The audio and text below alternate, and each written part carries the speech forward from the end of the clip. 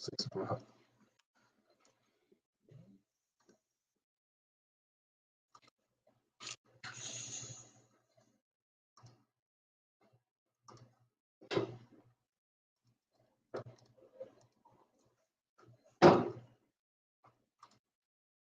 Okay, also we got to wrap it up right now. It's 6 o'clock. And we're on live.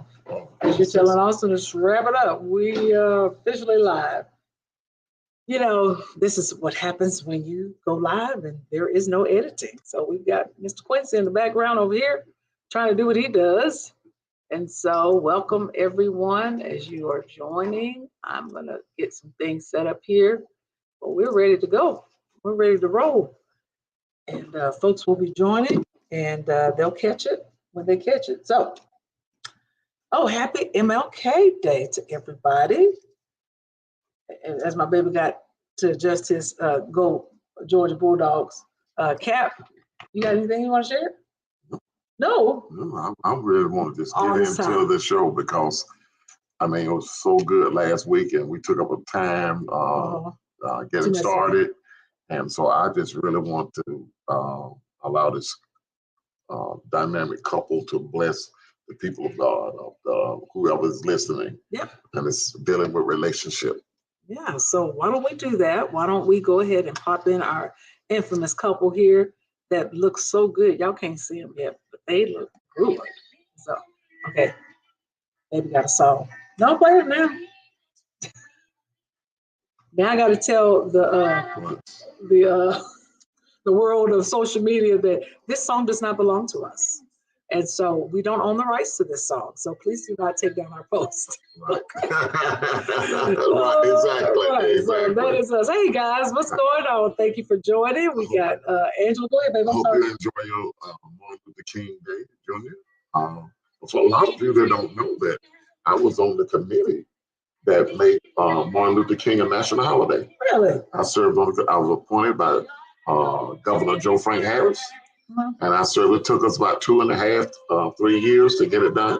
I was working for the late great Jackie Beavers, and we worked on that committee with Georgia Power, Georgia Pacific, all the utility companies, and we pulled it together, and we made it. It was a state holiday, but it wasn't a national holiday. And I was appointed to the board to make it a national holiday. So, a little history. A little history. So, babe, we're gonna get this going. As you said, I believe in you. I believe in you. I believe in me too, baby. Yeah. Thank you for that. I definitely believe in you. So we've got tonight our part 2 of our session that we did last week. So this is season 6. I can never get my head right. That's okay. I'm telling you, I'm on that side and you on this side as we're looking in the camera here. So look, our couple in the background, they're doing their little chatting, and so we're ready to get started. Yes. And you know what? We're just gonna pop them on into this session here. And if they were okay, I turned you guys off the movie. So we got to give shout outs. So we got Valerie Adams that has joined us. We also have these Facebook people that we can't see some of the names. Okay. You know, we can see the majority, but so we've got Wanda Hines. Hey, Wanda Hines, what's going on? Eric and Wanda, pastors in North Carolina. Yep, I think I said hi to Angela Rucker and Yvonne Holmes in the house. Gwendolyn Cowan and Renelda Johnson, and then everybody else that's going to be joining us. I know there's some people that don't post that listen in. Yeah, and so we are so blessed. In fact, you guys, we had a lot of people that joined last week. We got calls after the session last week. Look at Shardae laughing. But we did because people are just interested in love. And so we are here to start part 2 of our session from last week. So we're now into 604. Hey, how my people doing? We doing good. All right. You guys, how y'all doing? We're doing. We're ready for the Cowboy game tonight. Yes, we are. Oh Lord. Okay, yes, we're gonna start it like that. Is that how we're gonna do it, Shardae? The Cow Girls. Yes. Oh. Yeah. Exactly. Shardae, I asked her, why do y'all worship a fallen star? they hadn't won nothing since '80s.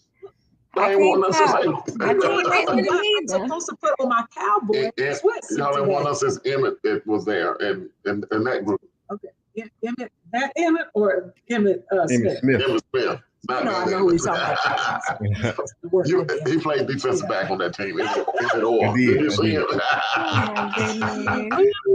So you guys, okay, we're gonna get this started. So last week, they were talking about being clean. The house was clean, and Right. Shardae was doing her part with putting away her things, and You call them things to be not as though they were. And Emmett, and Emmett was Right. anal about where things belonged, and no OCD in the house, none of that, and so Amen. so, but they had just shared a lot of just great things, just personally. But the opposite is what Mhm. so interesting. And it's just good to hear someone talk about marriage and talk Be about real. relationship and not living in fantasy island somewhere like everything great and they're raising hell the whole time. I like somebody to have turbulence. I call it turbulence. Have turbulence in a relationship and tell you how to ride out that turbulence. Because we all have turbulence. You and I have had some, not much.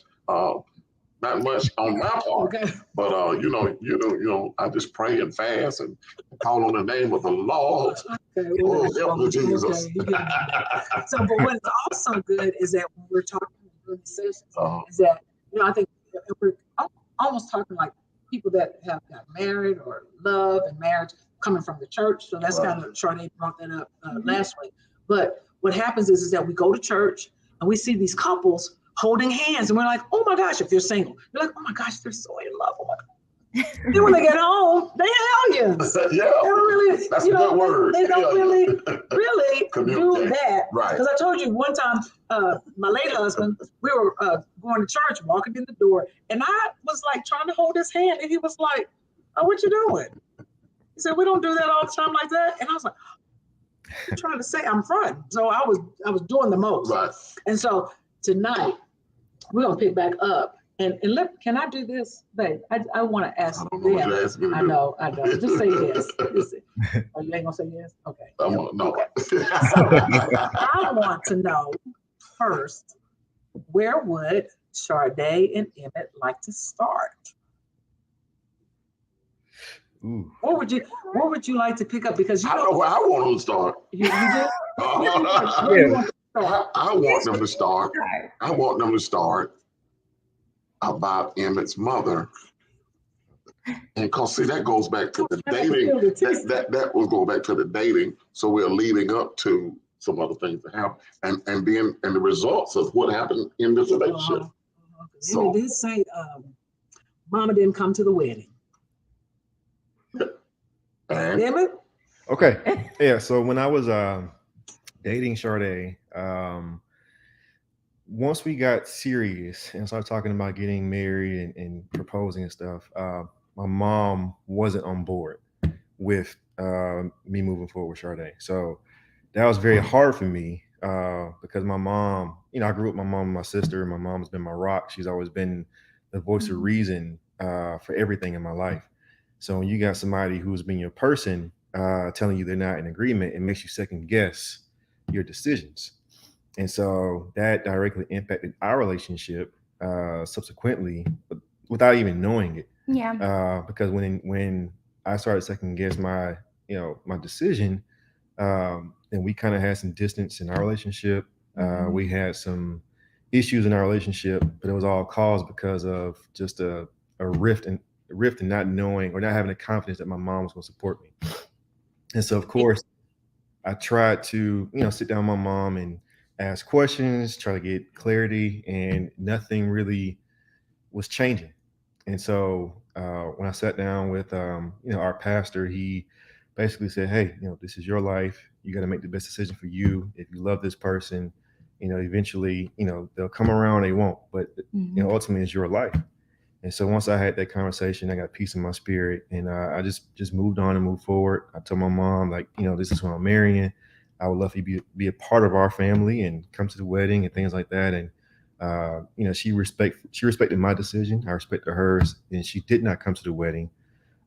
So it was a little bittersweet, not having my mom there, because hopefully this will be my first and last wedding. What?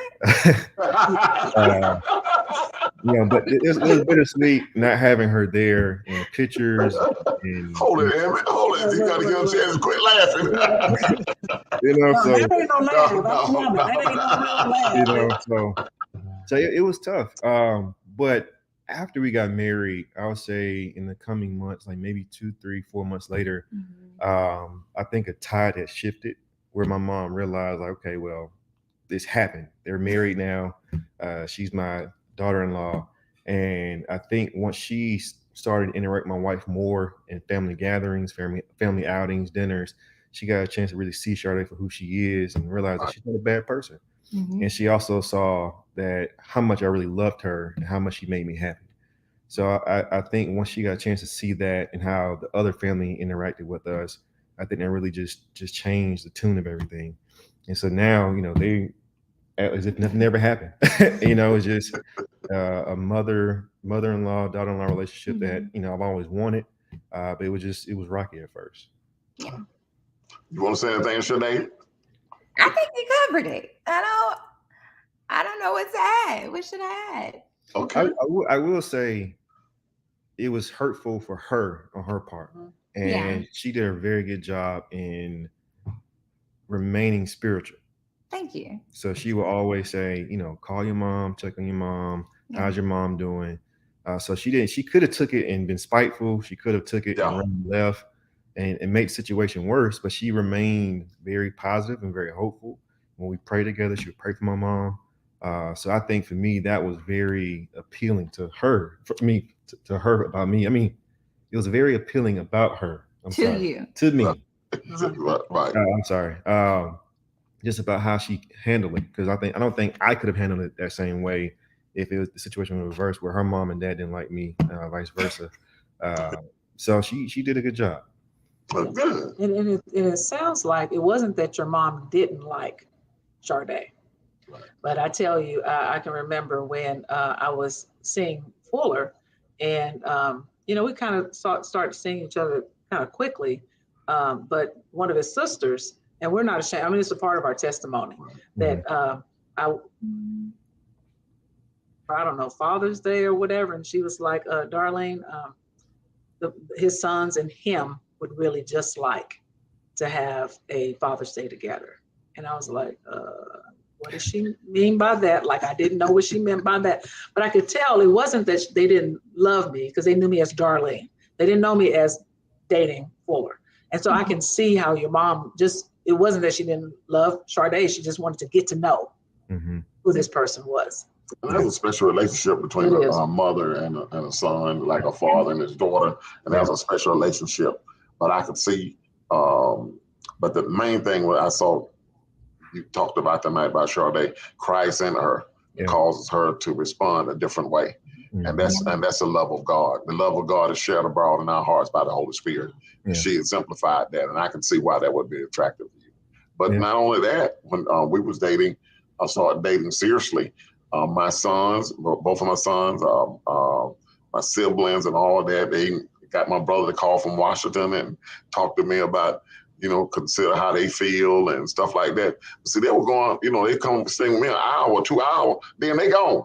Yeah. Going about to doing their own world thing and stuff. So I said, I started naming my siblings and said, I got 6 siblings. So I started naming the word. If she's not ready, when is she going to be ready? And he's not ready, when he's going to be ready. Right. And you got to make up your own mind. Then when my son's going to be ready. So I got to wait till they all come together with a date. And then and then by that long, Darlene done moved on, and I wasn't about to lose this. Right. Yeah. I think I was gonna say, I feel like coming from a family where I'm the only girl, so I have 2 brothers, 1 cousin who grew up in my house as a brother.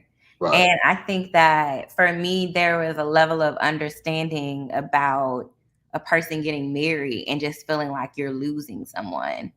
Feeling like, when my oldest brother got married, I felt like we would talk every day on the way to work. We would talk on the way home. And when he got engaged, it was like he fell off the face of the planet. And, that affected me. And it made me frustrated with the person versus understanding like this person isn't coming to take someone away. It's just that, this is a new person who we have to incorporate in our lives. So I think for me too, definitely the Christ in me, but also a level of understanding that this is someone who's had him his entire life, and now there's somebody else who's going to play a part in that's hard. You know what I mean? When it's just been the two of you in that type of a relationship. So yeah. Do you think that your mom now regrets not having come, Emmett? I would probably say yes. We haven't talked about it.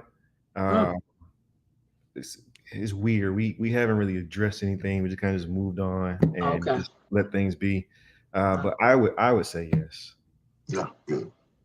Yeah. I mean, this just talk about the different relationship and loving and releasing someone or joining someone into the family. It's how they look at it. People look at it different ways. And man, that's just powerful already. We could end the show right here, Talking about that. Emmett dropped the mic on us, and that's it. Yeah.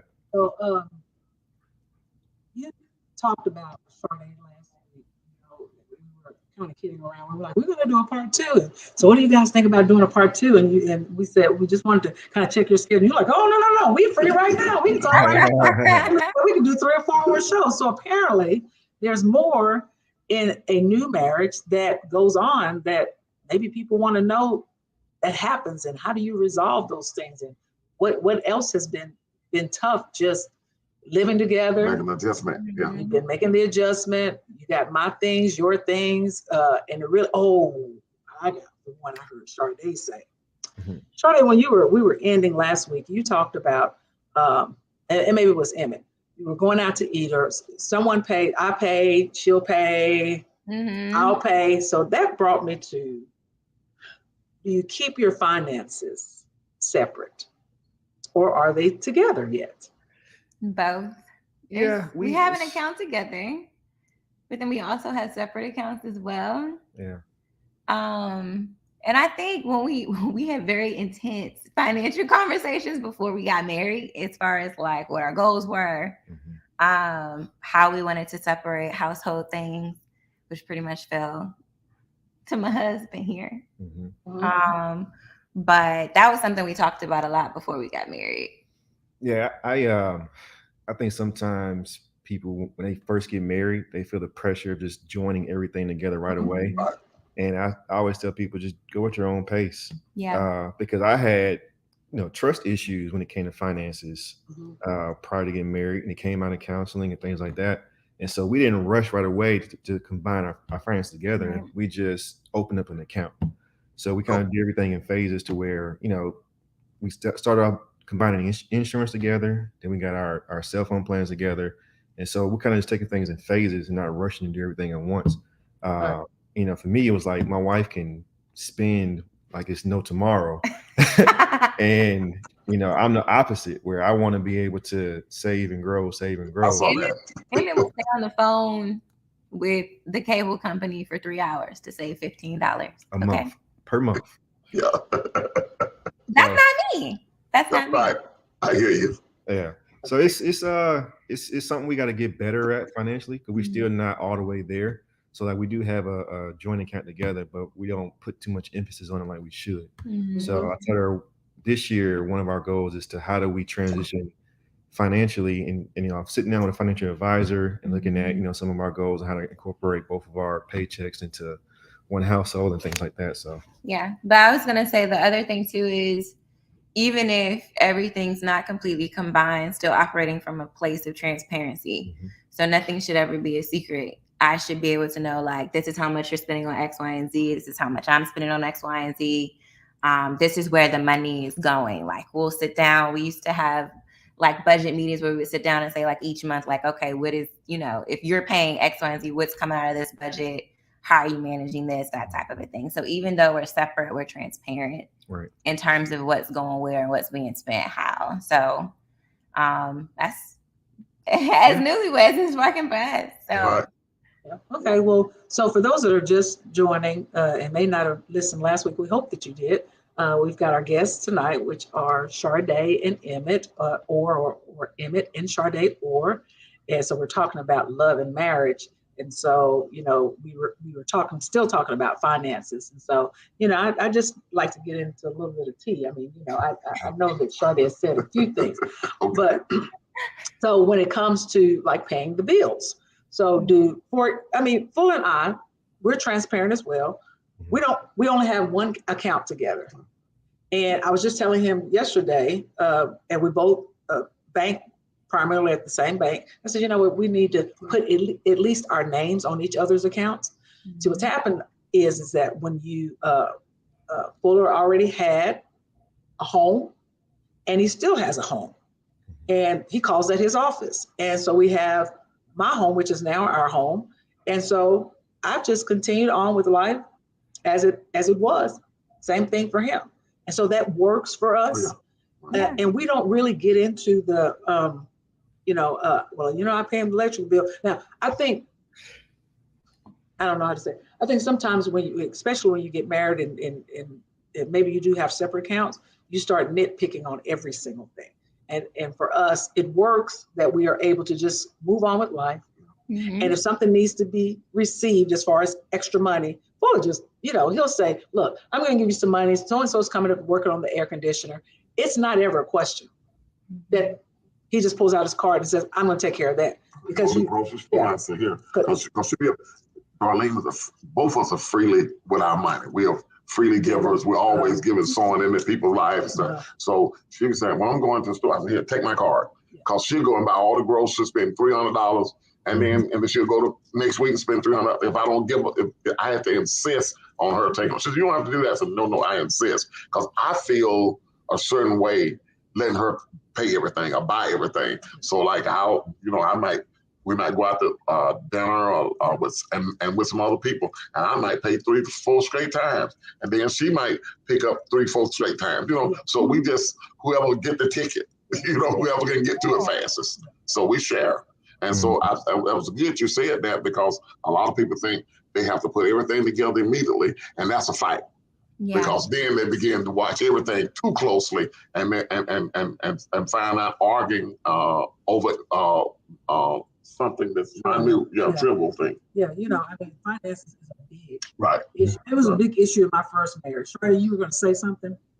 No, I think, were you about to say something? Mm-mm. Oh, no. It is a huge, if you guys, you're in the infancy stages of finances because they continue to grow and build and get bigger if you don't talk about them. So Yvonne Holmes says, who's the better money manager? That's a good point. And then my last one, my late wife, that was about 4 or 5 years, 6, 7 years. She was good with the finances. You said you just gave her your check. I didn't even know what I made at the church or anything. I didn't know it went right in her account. She had that card. She had everything. And so, because I can live, I had other means of income, another stream of income. So what I needed, I bought out of that. So I didn't know she paid all the bills. And then there was a season where about 4 or 5 years, I was better with the finance. So I took over doing all the finances. So it depends on who is anointed to do it at that time. Yeah. For sure. I get a little bit nervous when just one person knows everything. Yeah. And what I mean by that is, yes, I believe one of you guys mentioned about on the insurance together, of course, right? But what if you didn't know what type of insurance policy you have? Right. You didn't know how much, or you didn't know who to call, or you didn't know. Sometimes people just don't know stuff, and they assume that the other spouse would have told them, and then life happens. Yeah. And unfortunately, we're not talking about that. So we want to make sure we bring up everything. Is there any advice that you would give newly married couples, or dating couples about finances? I say have a conversation. I think the first thing is, before you get married, I think you should have a conversation about what your perspective on finances are in a marriage. If you're a woman and you feel like the husband is supposed to pay all the household bills, or if you feel like things are supposed to be split 50-50, but at least understand what the other person's perspective of finances is going in, so that there's nothing that comes up and it's like, oh my God, I never knew that you thought like that. And then I think when you first get married, like I came up in a home where life insurance is super important. So, you know, when we first got married, my mom has insurance policies on me and all my siblings. She always has. Yep. And she told Emmett immediately, was like, I'm not signing over her policy to you. If you want a policy on my daughter, then you need to go ahead and get a policy. Like mama. But that was something we knew early on. We combined life insurance, car insurance, home insurance, because I had a home, he has a home. So we made sure that, you know, all of those things were transparent and that we combined all of those things. But I think that if you're not having the conversations, then you're going in blind. So I also think that you should talk about where you are in terms of debt. I know for us in premarital counseling, that was something that was brought up, was just going over like, what kind of debt do you have? What is your goal in terms of paying it off? Is it something that you're like, I'm gonna just live with this for the rest of my life and just, you know, whatever? Or what are your thoughts on it? So I think that that's important, just to start the conversation. Even go ahead, Emmett. I was just saying, even too, like knowing each other's credit score. Because you may be getting into a situation where somebody looking at you with dollar signs because they got a credit score of 14 or something. Right. You walking in with an 815. Yeah. Right. And I would say, no matter how much you make, I don't care if you are working at a fast food restaurant making minimum wage, life insurance is key. Yeah. You never know what's going to happen. Tomorrow's not promised. And even if you just start off with a $10,000 policy, you know, it can be pennies on the dollar per month, but I think that should be a non-negotiable in any marriage. Yeah, that's right. That's right. I think that is so key. We've seen so many people, even that we all know, that have the GoFundMe pages when something happens in our community. We're talking. Today is MLK holiday. He did so many things for us as a people, teaching us how to be free. Sometimes we put ourselves back in these boxes and bondage where we have not become free. Free meaning that we take care of the basic things, business matters that oftentimes we think will never happen to us. And some of our youngest people are passing away. And so you guys have brought it up. So we want to really encourage you guys that are listening today. Make sure you have insurance, life insurance on your kids, life insurance on yourselves, and know, you know, especially like Fuller and I, we come together, but in separate lives. So now we've had this conversation about life insurance. I've tried to encourage him, not trying to, you know, expect that something's going to happen to you, and then he's not expecting anything to happen, but you got to have the conversation. Because my parents didn't like to talk about, you know, telling me about any of the insurance. Right. So what else you got? Well, you know, I will say, people, especially Christians, they believe in God. They believe that things gonna work out, and I hurt my feelings when someone I know passed, and they was looking for someone to pay for the burial or raise money, asking everybody for money, and this guy said, "I'll do it." But y'all Christians got to quit believing in God so much and not preparing for the future. So you believe in God, but not prepared. And that hurt me. That hurt me to my heart. Because really, I had told him I would pay most of it anyway. But he stepped in, so I stepped out. I ain't lying. I ain't gonna tell. We said we're gonna tell the truth. Shardae shared something last week too that we didn't get into a little bit of, and that was about her health. And how it's hereditary. And so, you know, I want people to know about the challenge that people have in their marriage with health. Like with my wife, my late wife, I nourished her for 18 months, you know, and I did all I could do to be there and be a blessing. And people don't know the stress it caused. I mean, I did it with joy. I mean, that was not any time, but it was stressful. It was like, I mean, I bet I lost 20 pounds, 25 pounds, just not. I was so tired when I would finish serving her that I pick up the fork at night and I couldn't even put it in my mouth. I just go and lay down. I would rather sleep than to eat. So, and I don't want to take any time away from you. So go ahead. No, I think that, I guess I'll start before we got engaged, actually. Summer of 2019, I got really sick. And it was bad. And I had gone to the doctors a couple times and they kept misdiagnosing me. And the final time that I went, I was blacking out, like passing out, blacking out, losing consciousness. And I asked them to run my blood work. I said, are you guys checking my kidneys? Because my dad has polycystic kidney disease.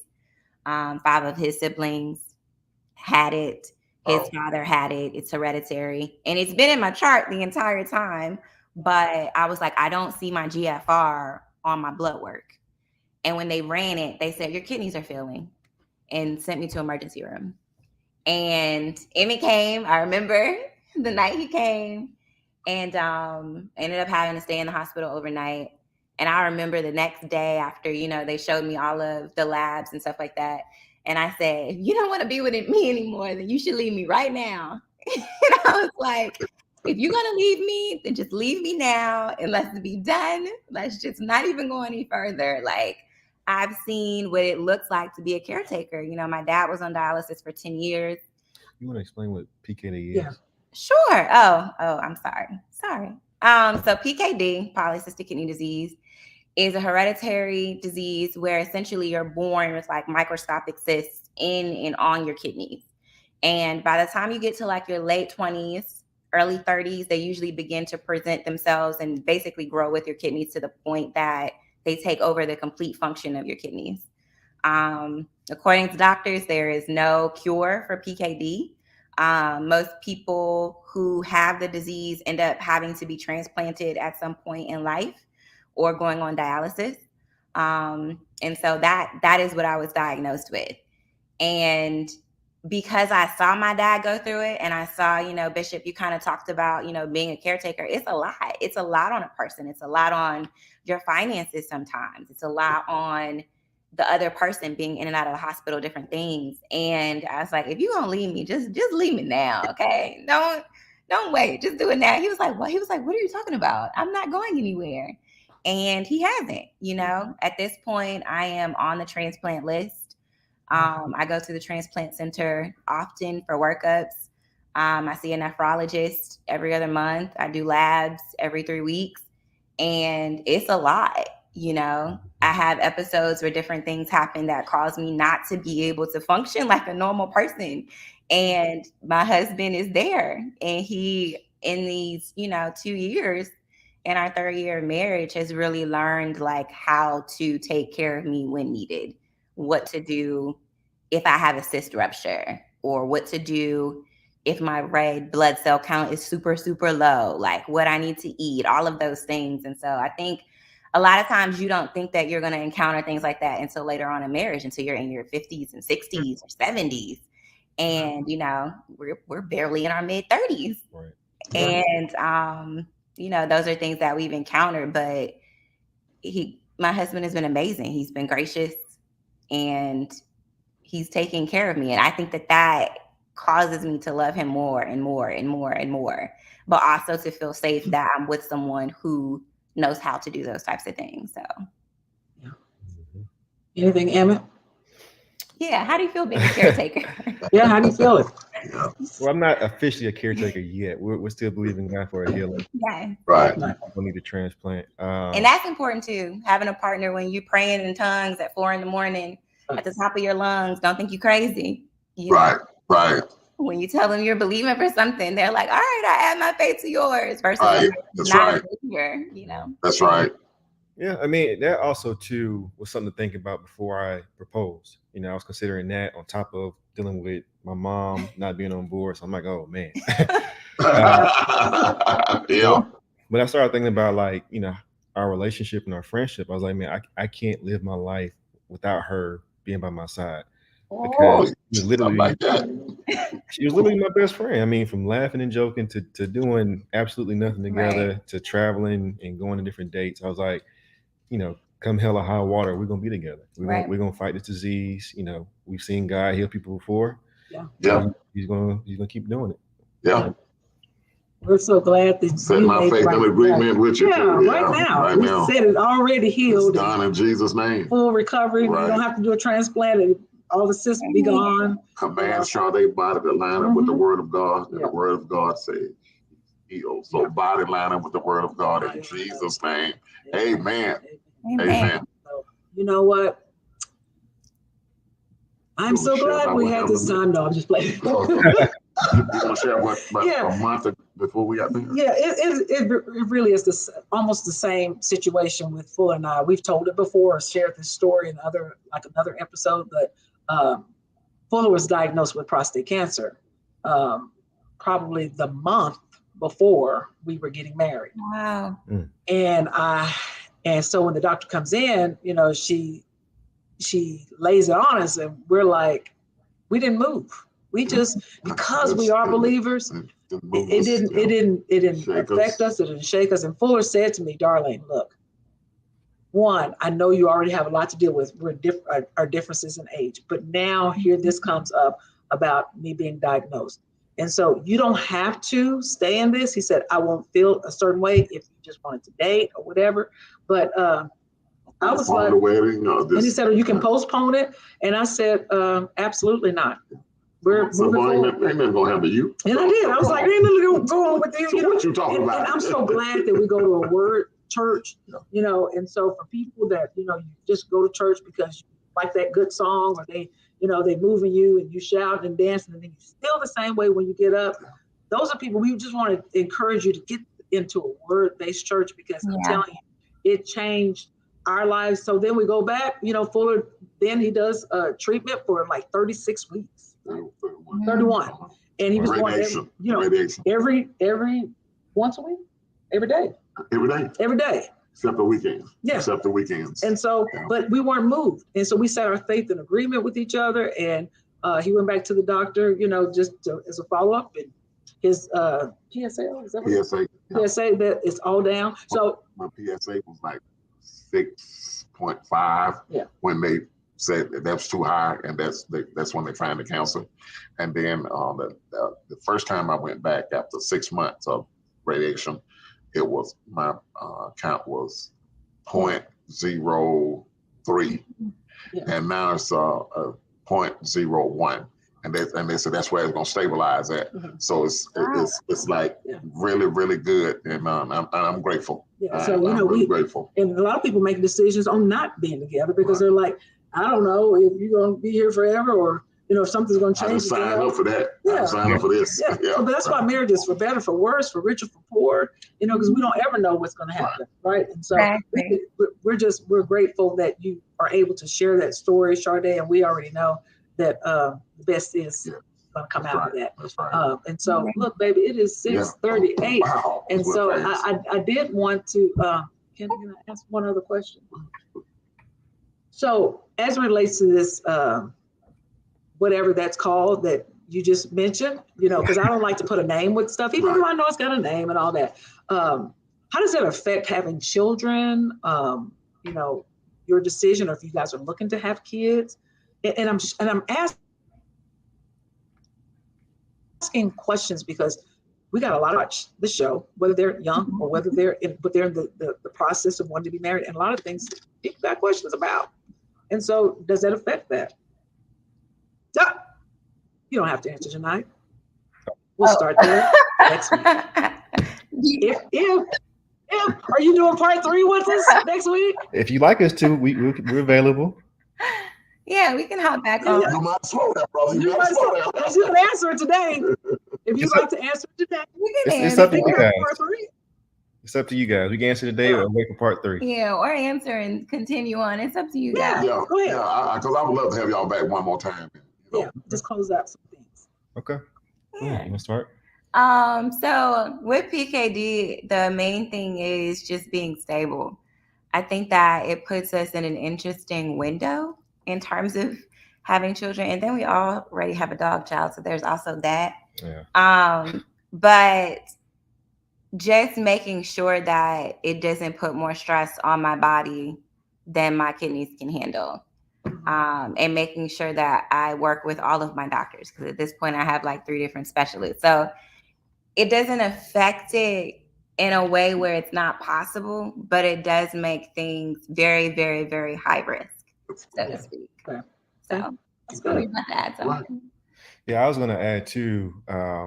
We are trying to have a family, but in doing so, we went to fertility specialists to check out her, check out me, and of course, some other things came up too. So along with what she's got going on, I got something going on. So we're just a faith household right now. That's right. That's right. But that's something else that we can, continue on part 3. Yeah. That's a deep dive in that. Yeah. That's good. Well, we trust God regardless. So that's good. I can't wait till next Monday. I can't either. And so look, you guys, if you got questions for Shardae and Emmett, for us, we asked if anyone gets the music going for us. But we asked that you post it. I had somebody ask some questions, people were calling us and they're just really excited about, hearing from you guys because they get a different perspective. We've had people on that have been couples. And so Shardae and Emmett, so while we're closing out today, Full is getting some music for us to dance it out too. Can you think of any questions that maybe you would ask someone that has been married before that you would always want to know? Or that you just thought, you know what, I should have asked that, or I don't know that, or wonder how they're dealing with that situation, or, Bishop and Darlene got kind of married, and how all that come about, whatever it is, as Full is trying to get I Will Always Love You, if y'all can't hear him asking that. Look, you can sing us out. Oh my goodness. But anyway, so any questions for us? Because we're just not interviewing you, or, we want to make sure that we're being available to ask any question, answer any questions. Yeah. But if you guys don't. I mean, I would say any advice you guys can share on what makes a lasting, fruitful marriage. Because sometimes people stay together just for the sake of the kids or sake of appearances. But how do you intentionally make sure that your marriage is, fruitful and productive over the years? A couple things real quick, and then we pick up on this next week. Become best friends. Number 1, understand one another. If you understand that's the way Shardae is, you are less likely to get upset, or that's just the way Emmett is. And so you're less likely to get upset, and invest in each other's interests. And man, it'll work. And I actually gonna ask some more, but we'll save that the next week. Yeah. We got some more for you guys next week. So thank you guys for joining us. Thank you, Ors, for being and baby Or tonight for popping in. Right. And so it has been great. We are so thankful for those that joined us tonight. Look, the Cowboys are playing tonight, and they're going to be winning. Lord. Go Tom Brady. Oh, you say that but thank you guys for joining us. We will talk again the next week, part 3, and then we're going to wrap this up because we're almost at the end of January and we're on into the love month. Well, we love it right now. You see the banner up on the screen. And so with that, you guys, thank you again for joining us, and tune in next week for more GodFidence. Take care, everybody. Nice love, you guys. Bye-bye. See ya. I will.